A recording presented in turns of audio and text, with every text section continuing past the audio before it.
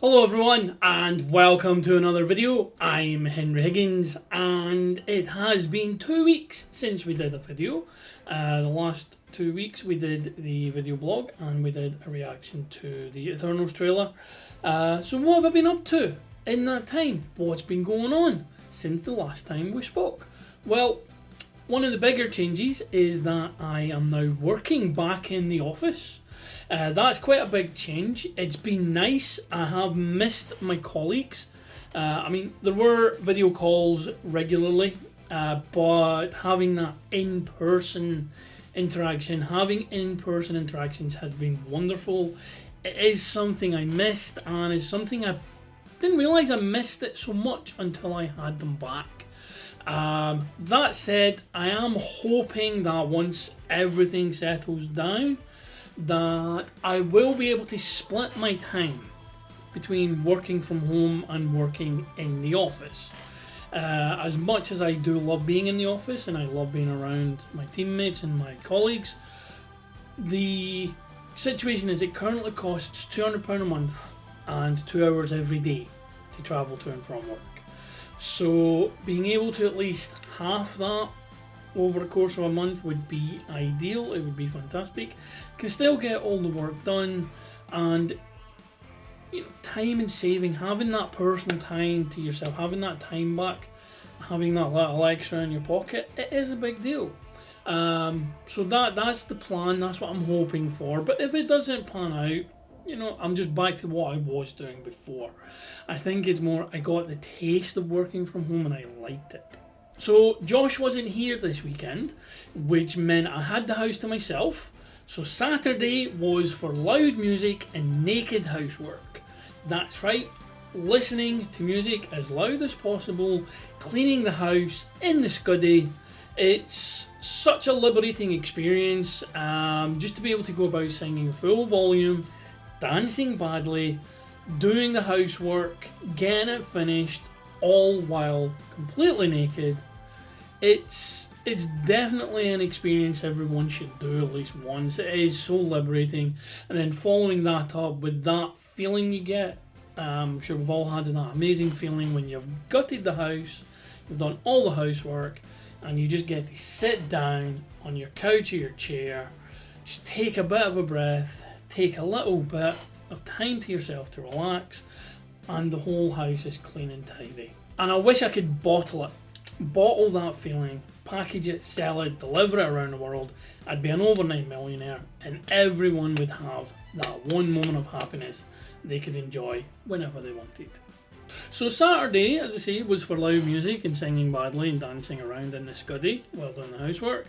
So today, apart from filming this video, I was finishing up. I did an assignment for an ILM course that I'm doing. It's the third ILM course I'm on, and I've been doing it for about a month now.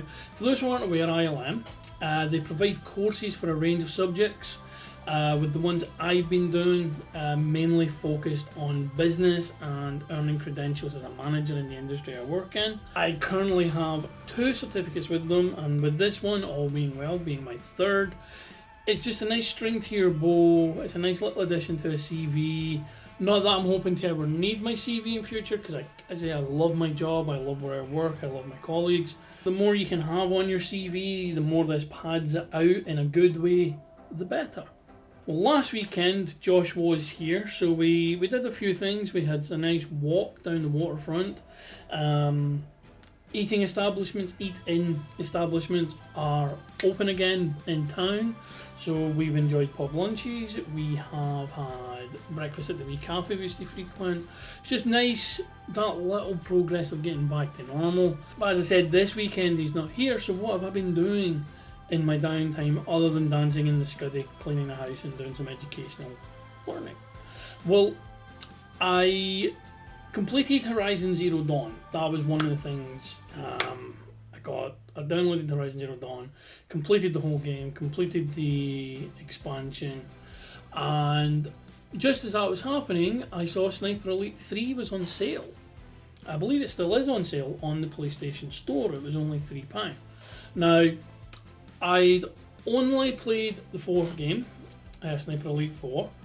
Absolutely loved it, thought it was fantastic. So normally I don't like going backwards with games because obviously game engines and assets and things evolve. So going from Sniper Elite 4 back to Sniper Elite 3, you know there's going to be some kind of backward step.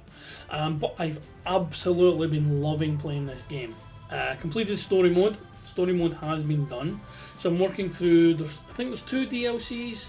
I'm working through the assassination of Churchill. No, there's 3, sorry, there's 3 parts of the DLC. I'm working through the assassination of Churchill DLC, and again, it's absolutely fantastic. The mechanics for this game is phenomenal. The pacing, the difficulty curve, it goes up really nicely. It's a nice gentle curve. It can get quite challenging, but there's so many ways you can deal with it, and it is literally a sandbox title in the sense of you put in, it's not an open world, it's a sandbox, so you get a small region to work in, but how you navigate that and how you deal with the enemies is entirely up to you. So I've been going through it. When I'm finished it, I will probably go through it again, see if there's other things I can do. There's certain challenges I've missed. But if you haven't played it, I would heartily recommend getting Sniper Elite 3 for PlayStation Store especially. It's only £3. And Sniper Elite 4, I believe, is on there at a relatively cheap price as well. So now that we've shilled the Sniper Elite games, PlayStation Plus for June had 2 belters as well for the PlayStation 4. There was Star Wars Squadrons, which I saw the trailer and absolutely thought would be fantastic, and also Virtua Fighter 5. Now, being a Sega kid growing up, Virtua Fighter 2 on the Saturn is still one of my favourite one-on-one fighting games. The Virtua Fighter series arguably is more of a technical fighter than your Street Fighters and your Mortal Kombats. I'm sure the fans of those other franchises will disagree, but that's how I view them. So getting that for free as well is absolutely fantastic. So once I've finished with the DLC on Sniper Elite 3, I'll give them a go also. And I broke a rule that I set for myself. My plan was to wait until I got a PS5, hopefully towards the end of the year, and then get games like The Last of Us 2, Assassin's Creed Valhalla, Watch Dogs Legion, Spider-Man Miles Morales, Cyberpunk, Resident Evil Village, Horizon Forbidden West, and whatever other cross-gen games there are out there, which would avoid the problem I had when I went from the PS3 to the PS4 with GTA 5 The Last of Us, and simply because they came out at the very end of the PlayStation 3 cycle and I still got them. Then they were remastered or upgraded for the PlayStation 4, but I didn't want to get them for the PlayStation 4 because they're story-driven games and I'd already done them. So my plan was for the PlayStation 5 to avoid that by waiting until it came out, then getting all the cross-gen games on the PlayStation 5, which hopefully would have them reduced in price as well. But Game has The Last of Us 2 for only £10. So there was no way I was going to pass that up. Like I say, the plan was to wait until the PlayStation 5 version, up until I got PlayStation 5, but with it only being £10 on the PlayStation 4, I had to bite the bullet. So that should be here next weekend. And once I went through Squadrons and given Virtua Fighter 5 a bash, I will be jumping onto The Last of Us 2. I really need to learn how to stream onto Twitch, because I think that would be a fun game to stream while playing, just to see what would the reaction be and such like. So that's something I'm going to look into. But yeah, The Last of Us 2 will be here this weekend, and we'll see how that goes. In the world of movies, I got to watch Spiral from the Book of Saw last night, and wow, absolutely fantastic. For me, a 5-star movie. Now, I'm a huge fan of the Saw franchise in general. I understand objectively they're not that beloved, though I do feel that they don't get enough credit for how cohesive and how thematic the lore is in the Saw movies. They're not just torture porn, as some people like to think they are. And that may mean I'm a little biased in how I view this movie. That said, it's well acted, it's well paced, it looks fantastic. The traps are phenomenal. The thinking that's went behind them and the logic that's gone into them and the mechanics, like literal mechanics, is astounding. Chris Rock is fantastic as the lead. There are plenty of red herrings of who because you know it's going to be someone on the screen. It's a Saw movie, so it has to have the twist. You know it's going to be someone on the screen. Some of you may peg it straight away, but I say there's enough red herrings to open a fish bar, and it took me until one pivotal moment in the movie, which I'm not going to spoil here.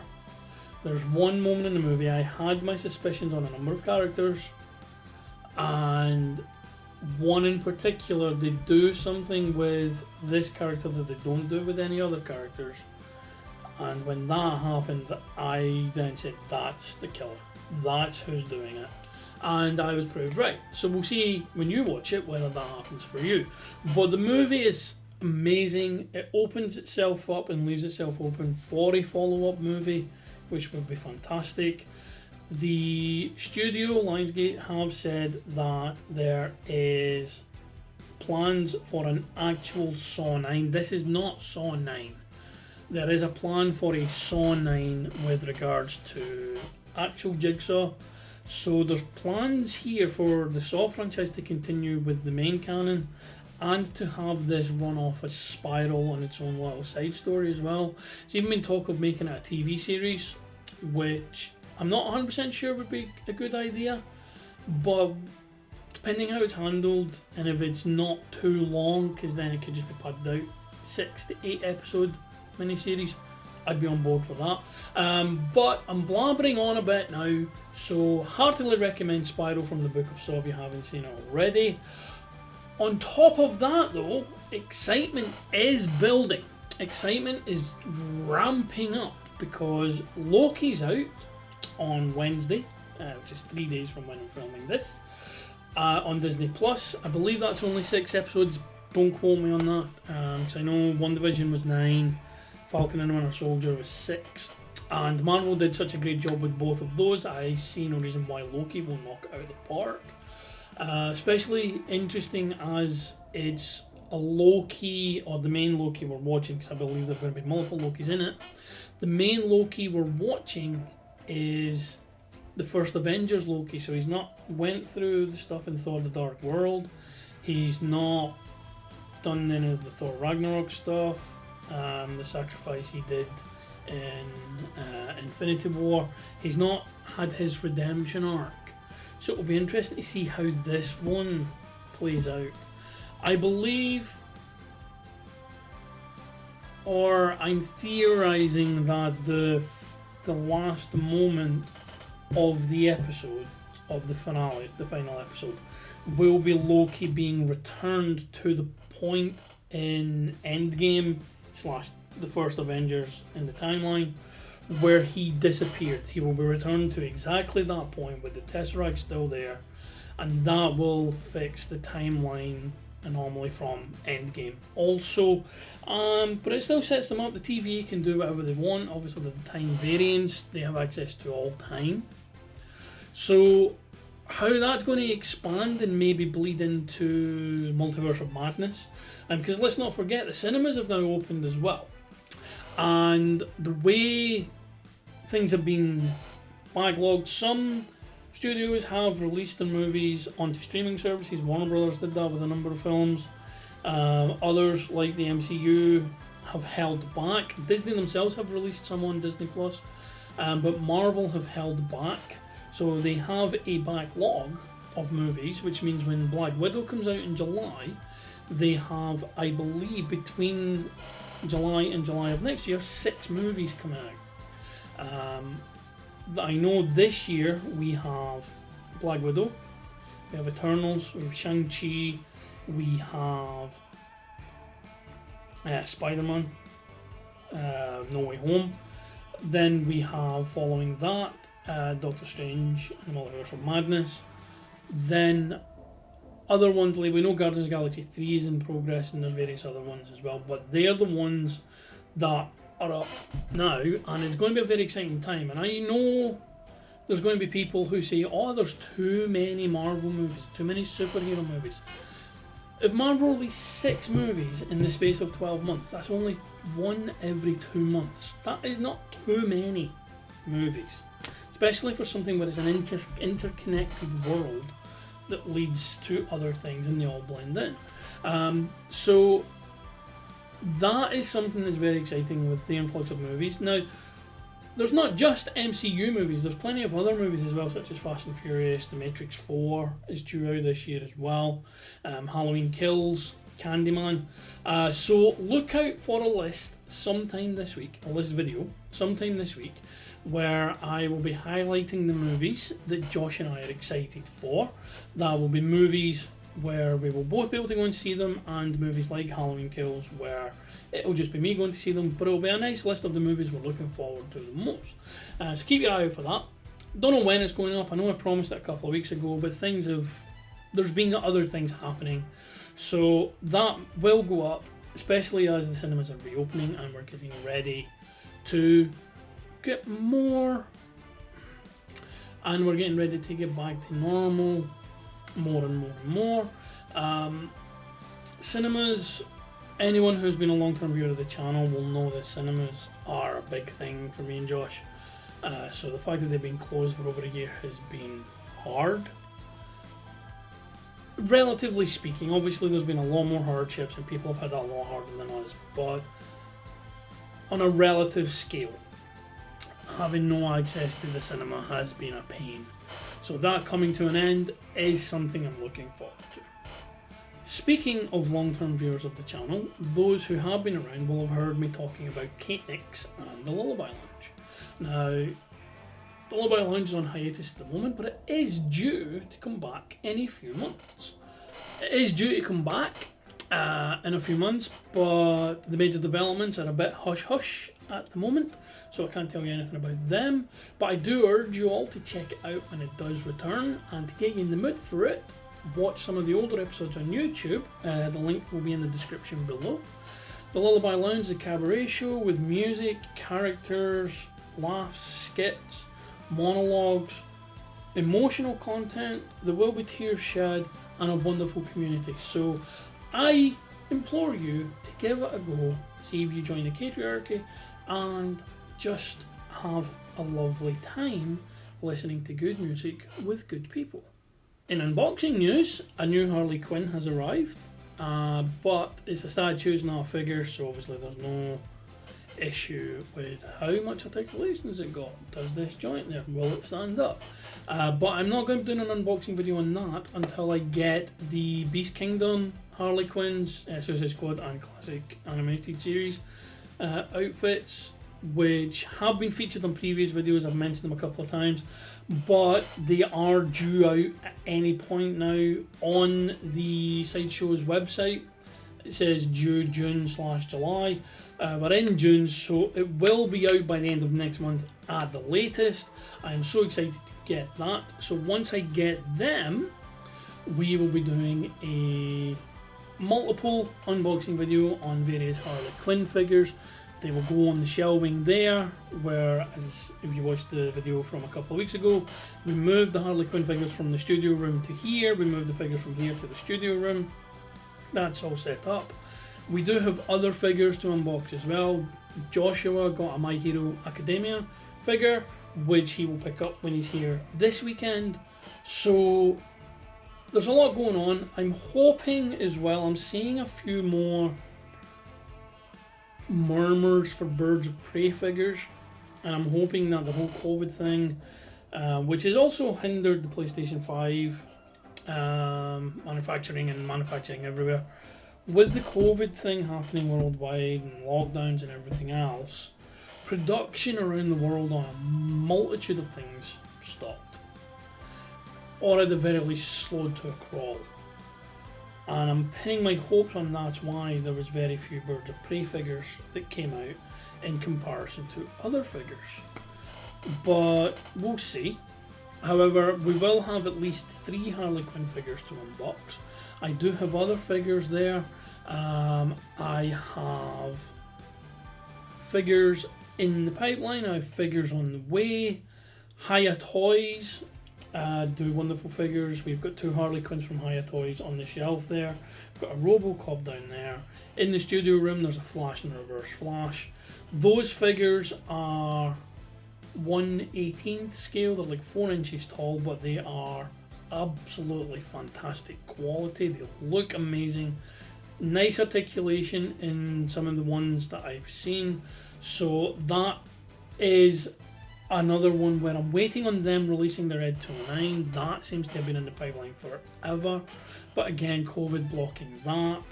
And yeah, I'm rambling almost incoherently at this point.